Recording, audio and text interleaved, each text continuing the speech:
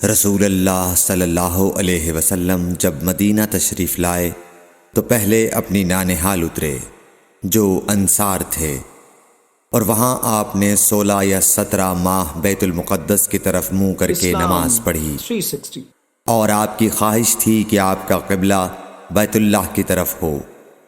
جب بیت اللہ کی طرف نماز پڑھنے کا حکم ہو گیا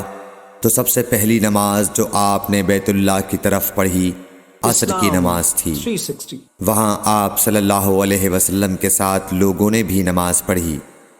پھر آپ کے ساتھ نماز پڑھنے والوں سے ایک آدمی نکلا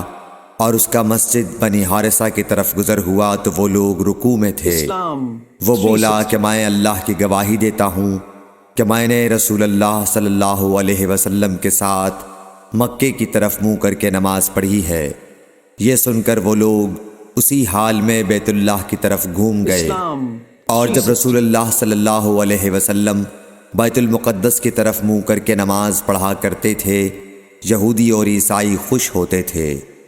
مگر جب آپ نے بیت اللہ کی طرف منہ پھیر لیا تو انہیں یہ امر ناگوار ہوا۔